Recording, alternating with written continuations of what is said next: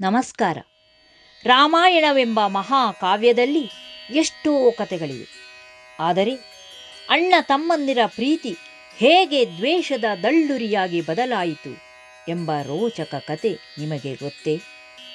ಬಲದಲ್ಲಿ ಇಂದ್ರನಂತಿದ್ದ ಅಣ್ಣ ವಾಲಿ, ಭಕ್ತಿಯಲ್ಲಿ ಸೂರ್ಯನಂತಿದ್ದ ತಮ್ಮ ಸುಗ್ರೀವ. ಇವರಿಬ್ಬರ ನಡುವೆ ವಿಧಿಯಾಟ ತಂದಿಟ್ಟ ಆ ಒಂದು ತಪ್ಪು ತಿಳುವಳಿಕೆ ಎಂಥ ದುರಂತಕ್ಕೆ ಕಾರಣವಾಯಿತು ಗೊತ್ತೇ? ಕೇವಲ ಬಲವಿದ್ದರೆ ಸಾಲದು, ಧರ್ಮದ ಹಾದಿ ಎಷ್ಟು ಮುಖ್ಯ ಎಂಬುದನ್ನು ಸಾರುವ ಕಿಷ್ಕಿಂಧೆಯ ಈ ರೋಚಕ ಕಥೆಯನ್ನು ಕೇಳಿ. ಅದು ಪುರಾತನ ಕಿಷ್ಕಿಂಧ ಸಾಮ್ರಾಜ್ಯ.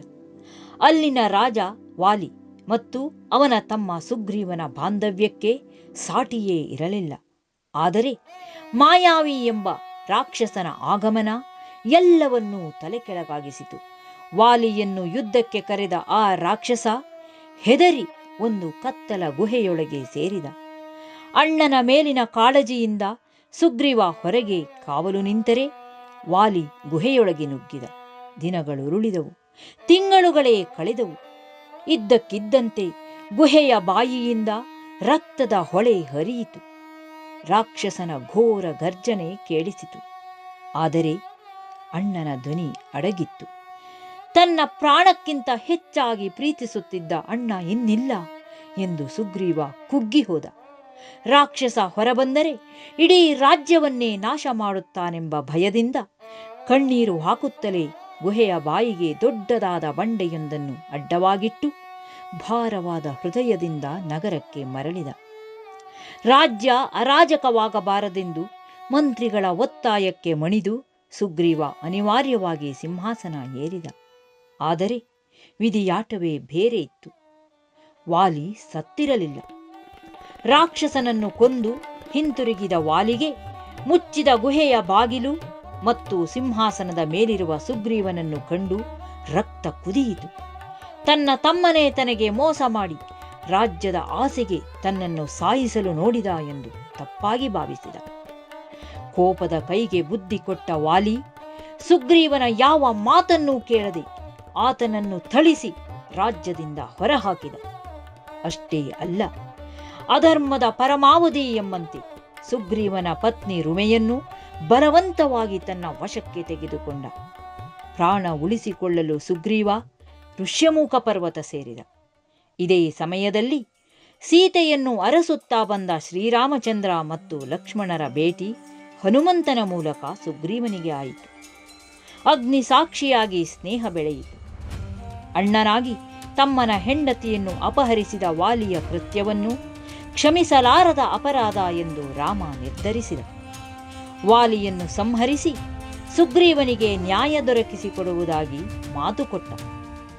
ರಾಮನ ಬಲದ ಮೇಲೆ ನಂಬಿಕೆ ಬರಲು ರಾಮ ಒಂದೇ ಬಾಣದಿಂದ 7 ತಾಳೆಯ ವೃಕ್ಷಗಳನ್ನು ಛೇದಿಸಿ ತೋರಿಸಿದ. ಧೈರ್ಯದಿಂದ ಸುಗ್ರೀವ ವಾಲಿಯನ್ನು ಯುದ್ಧಕ್ಕೆ ಕರೆದ. ಮೊದಲ ಬಾರಿಯ ಯುದ್ಧದಲ್ಲಿ ಇಬ್ಬರೂ ಒಂದೇ ತರಹ ಕಾಣುತ್ತಿದ್ದರಿಂದ ರಾಮ ಬಾಣ ಬಿಡಲಿಲ್ಲ. ಸೋತು ಬಂದ ಸುಗ್ರೀವನಿಗೆ ಗುರುತಿಗಾಗಿ ಕತ್ತಿಗೆ ಗಜಪುಷ್ಪ ಮಾಲೆಯನ್ನು ಹಾಕಿ ಮತ್ತೆ ಕಳುಹಿಸಿದ. 2ನೇ ಬಾರಿ ವಾಲಿ ಯುದ್ಧಕ್ಕೆ ಹೊರಟಾಗ ಅವನ ಪತ್ನಿ ತಾರೆ, ಸ್ವಾಮಿ, ಸುಗ್ರೀವನಿಗೆ ಯಾರದ್ದೋ ಬಲವಾದ ಆಶ್ರಯವಿದೆ, ಹೋಗಬೇಡಿ ಎಂದು ಅಂಗಲಾಚಿದಳು. ಆದರೆ ಅಹಂಕಾರದ ಮದದಲ್ಲಿದ್ದ ವಾಲಿ ಆಕೆಯನ್ನು ತಳ್ಳಿ ಯುದ್ಧಕ್ಕೆ ಧುಮುಕಿದ. ಆಕಾಶವೇ ನಡುಗುವಂತೆ ಯುದ್ಧ ನಡೆಯಿತು. ಸುಗ್ರೀವ ಸೋಲುವ ಹಂತಕ್ಕೆ ಬಂದಾಗ ಮರದ ಮರೆಯಲ್ಲಿದ್ದ ರಾಮ ತನ್ನ ಅಮೋಘವಾದ ಬಾಣವನ್ನು ಪ್ರಯೋಗಿಸಿದ. ವಜ್ರಾಯುಧದಂತೆ ಬಂದ ಬಾಣ ವಾಲಿಯ ಎದೆಯನ್ನು ಸೀಳಿತು. ನೆಲಕ್ಕೆ ಬಿದ್ದ ವಾಲಿ ರಾಮನನ್ನು ಕಂಡು, ಹೇ ರಾಮ, ಧರ್ಮವಂತನಾದ ನೀನು ಕಳ್ಳನಂತೆ ಮರೆಯಿಂದ ಬಾಣ ಬಿಟ್ಟೆಯಲ್ಲ, ಇದು ಕ್ಷತ್ರಿಯ ಧರ್ಮವೇ ಎಂದು ಪ್ರಶ್ನಿಸಿದ. ಆಗ ರಾಮನು ಶಾಂತವಾಗಿ, ವಾಲಿ, ಅನುಜ ಸುಗ್ರೀವ ನಿನಗೆ ಮಗನ ಸಮಾನ. ಆತನ ಪತ್ನಿಯನ್ನು ಅಪಹರಿಸಿ ನೀನು ಪಶುವಿನಂತೆ ವರ್ತಿಸಿದೆ. ಧರ್ಮ ಮೀರಿದ ಮೃಗವನ್ನು ಬೇಟೆಯಾಡುವಾಗ ಮರೆಯಿಂದ ಹೊಡೆಯುವುದು ತಪ್ಪಲ್ಲ. ನೀನು ಧರ್ಮ ಬಿಟ್ಟಿದ್ದರಿಂದ ನಾನು ನಿನ್ನನ್ನು ಸಂಹರಿಸಿದೆ ಎಂದು ಸ್ಪಷ್ಟಪಡಿಸಿದ.